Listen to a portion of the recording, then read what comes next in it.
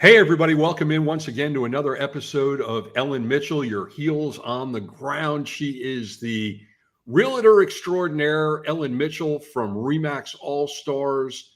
Also joining us today is Elysa Merlin. She is an attorney that has a lot to do with real estate, but also having a lot to do with foreign investors. I'm Bruce Silverman. Thanks so much for joining us. Ellen, your show, we'll let you take it away. Elysa is someone that you've been introduced to because of her father, who is also an attorney, but doesn't practice real estate law. Yeah, thank you so much, Bruce.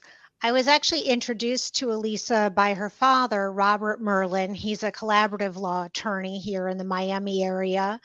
And he told me about his daughter, Elysa, and her area of practice. So we connected, and she started telling me how she helps non-U.S. citizens to minimize the tax liabilities that they have here. And I've been working with non-U.S. citizens, second home buyers, huge Canadian market, South American market down here, Russian market. And I never really thought about the tax implications that the people had when they went to sell real estate or when they passed away and the real estate needed to be sold. So I thought, why have I never thought about it, never heard anything about it. And so I started picking Elysa's brain, and I was like, oh my goodness, I need to introduce her to all of my non-U.S. citizen clients and pre-immigration clients, because she can be such a help in setting things up properly. So Elysa, thank you so much for being here today. And I guess we'll get right into it. What is the different impact that U.S. taxes have on non-U.S. citizens? And how did you get into this in the first place? Hi to you both. Hi, Bruce. Hi, Ellen. Thanks for having me today. So there are differences in what U.S. citizens pay and what non-U.S. citizens pay. I got into this. I'm lucky enough to have gotten into this being down here in Miami, where I'm mostly an estate planning and tax attorney, but being in Miami, so many families have one multinational member or come immigrated here from another country. So it's so valid and relevant down here to do proper work for my clients. So just a little bit of background on who is a non-U.S. citizen. There are different taxes that are imposed on U.S. citizens and U.S. residents versus non-U.S. citizens. So really the question is, who's a resident? Because you could be a non-U.S. person, a non-U.S. citizen, but still be considered a U.S. resident. And moreover, those tests are different from income tax purposes and for estate and gift tax purposes. So your income tax, we're all familiar with. It's what we pay on our tax returns, income that we earn from salary, from sales of assets, whereas your estate and gift taxes are taxes that you may have due on transfers of assets during life, that's the gift tax, or on assets that are transferred at death to your heirs. So for a U.S. resident, you may be subject to tax on your worldwide income, as we U.S. citizens are, if you have a green card or if you spend a certain number of days in the United States. So even if you're not a citizen, but you are in the U.S. for more than 183 days, and it's calculated actually on a 3-year rolling test that looks at 100% of your days in the current year, a third of your days in the prior year, a sixth of your days 2 years prior, you may be considered a U.S. resident. Now, while that test is somewhat bright line on the income tax side, on the U.S. estate and gift tax side, it's actually a subjective test. And they look for U.S. residents, if you're not a citizen, they look at whether you're domiciled in the U.S. So do you intend to stay in the U.S. without a present intent to leave? And do you have an abode here in the U.S.? So really that's only in your mind. No one can get into your mind, but they look at different facts and circumstances to see where your domicile is and whether you should be subject to taxes at death or gift taxes to worldwide assets, to transfers made of assets that aren't in the United States. So I guess it really comes down to, first of all, determining what the status of the non-U.S. citizen is. And then once that takes place, then it's working with someone like you, someone like Ellen, on what the proper planning is for not only their taxes, but also their estate as a non-U.S. citizen. Very true. And those taxes and exemptions that may be available to US citizens are not necessarily available to non-US citizens. So once that determination has been made, like Bruce mentioned, then there are certain additional taxes that come into play if you're a non-US citizen, such as FERPTA, which I'm sure you're familiar with, Ellen. If you're a non-US citizen and you transfer US real property, there's a 15% withholding on the fair market value of that property that's been transferred.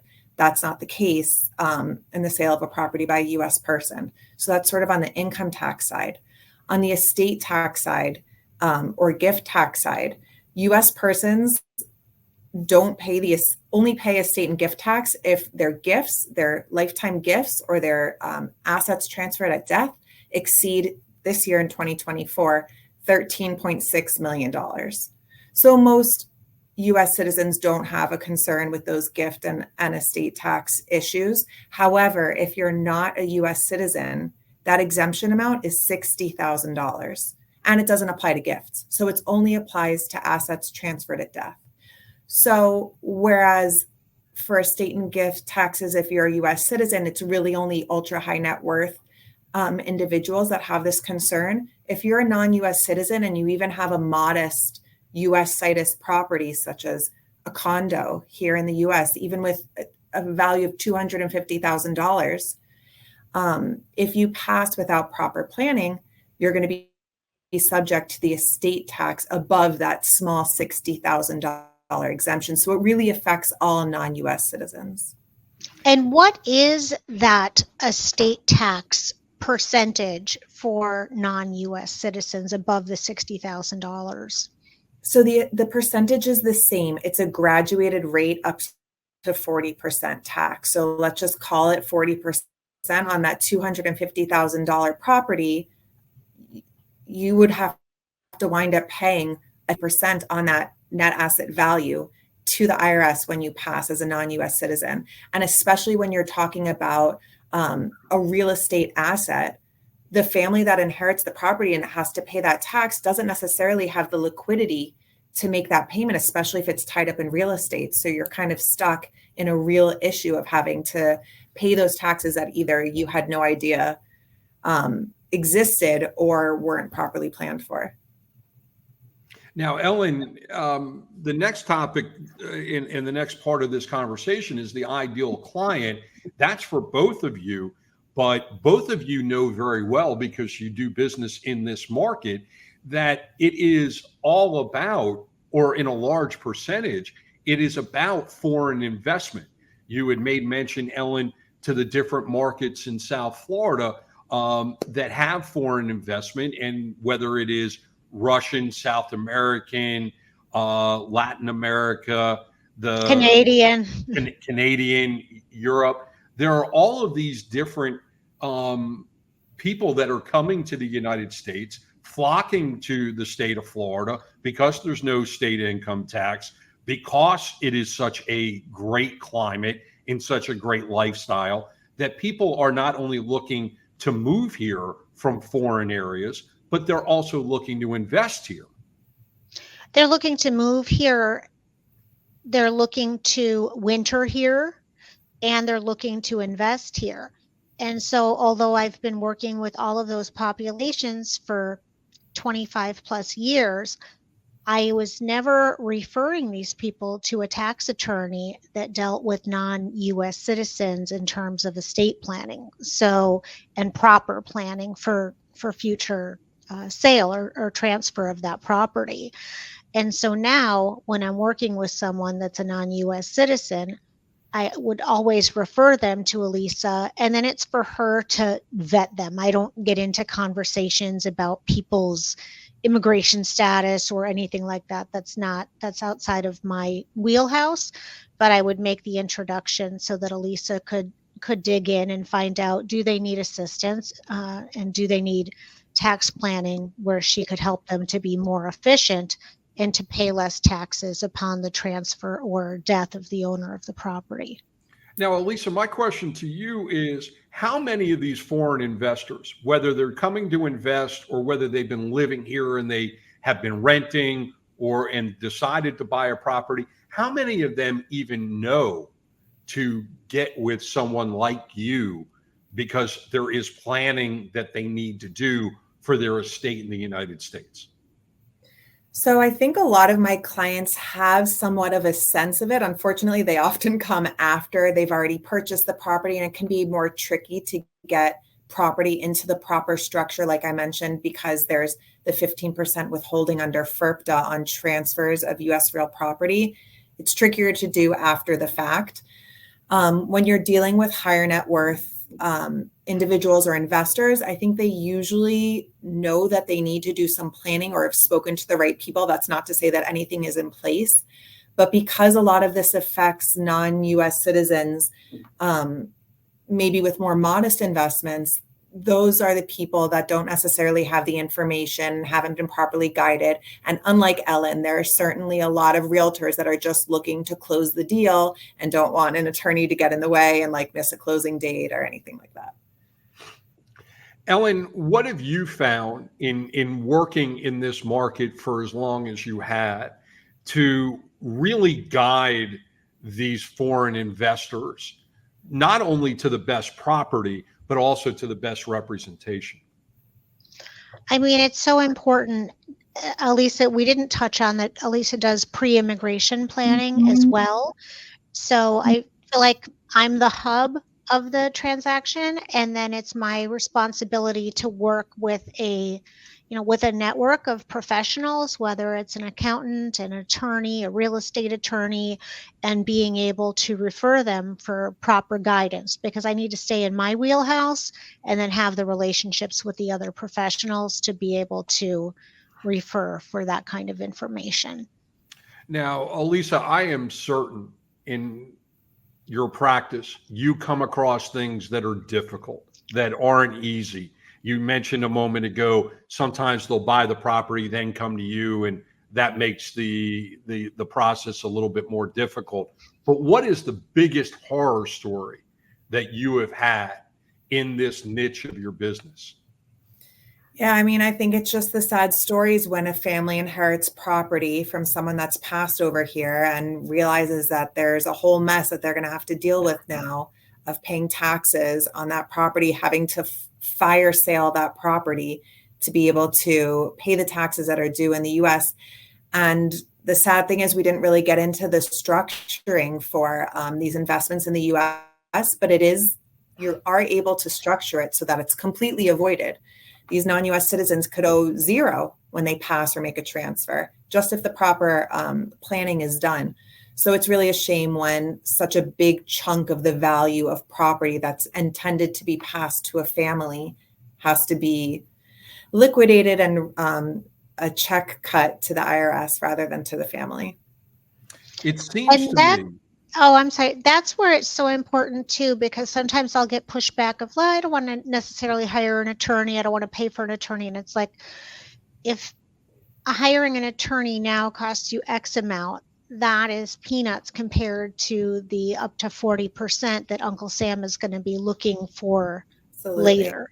Absolutely. So. And it's hard to swallow. I understand that. It's not a today problem. So who wants to think about that right now? But the point I was going to make to both of you is it seems that if the knowledge is there that a foreign investor needs the legal advice and guidance from you, Elysa, that a lot of times it's a decision, do they want to step over dollars to get to dimes, in the sense that it is, like you said, a tomorrow problem.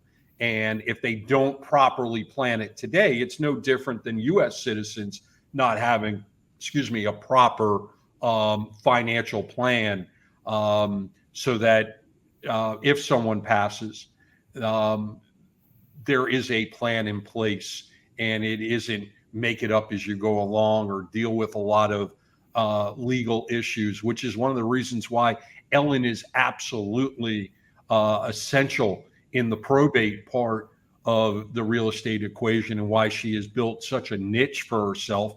And you've also, Elysa, built a niche for yourself in this industry as well, which is the reason why great realtors working with great attorneys can be great situations for buyers and investors, whether they're from the United States or whether they are foreign. And sellers. Very, very important for sellers, because once the property has been sold or once the person passes away, it's game over. You can't go back and unring that bell. So Very true. having Very those true. conversations early is important. Mm-hmm. Let's wrap up this conversation on this topic with a question to each of you. Elysa, we'll start with you. Biggest advice, one biggest piece of advice that you can give to clients or prospective clients when they're from outside the United States and they want to either invest in real estate or actually just find a home in the South Florida area? Yeah, you need to speak to proper advisors when you're from outside of this country. The tax systems are often very different in the home country. So you need your proper advisors. You need your accountants to know what am I due? What do I need to be paying taxes on? What are my obligations? You need an attorney who can also help in giving that information and in doing whatever structuring can be done. As I mentioned, with proper structuring, there could be zero taxes due and major mitigation, let's say on a sale during a lifetime, rather than getting some unfortunate news after the fact. So seeking proper professionals when you're coming to a new country. Well, certainly, Ellen, you're the proper professional. There's no doubt about that. We've established that. Biggest piece of advice that you can give to non-U.S. citizens when they are looking to buy or sell a property? I would say the same thing. You really don't want to, there's no one that's really a jack of all trades. I mean, I can't be your realtor, your attorney, your CPA, your designer. I can't be all of that. So if someone is telling you that they can be the be all and end all and do everything, that would be a big red flag for me. Like I said, I have a great team that I work with, and I know what's in my wheelhouse and what's not in my wheelhouse, and being able to refer to those other professionals to give my clients the best, most up-to-date, valuable information at the time. That's what I would say is really important. Work with a professional, vet them, check their reviews, their social media, have a conversation, ask for references, and you'll have a good experience if you do a little bit of work in the beginning. Real estate, it is a team sport. It is a team sport. She's Ellen and Elysa. I'm Bruce. Thanks so much for being with us on another episode of Ellen Mitchell's Your Heel on the Ground podcast.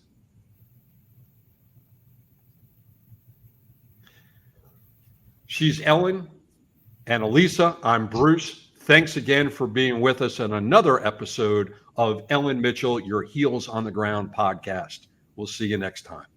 Bye. Thank you. Thank you.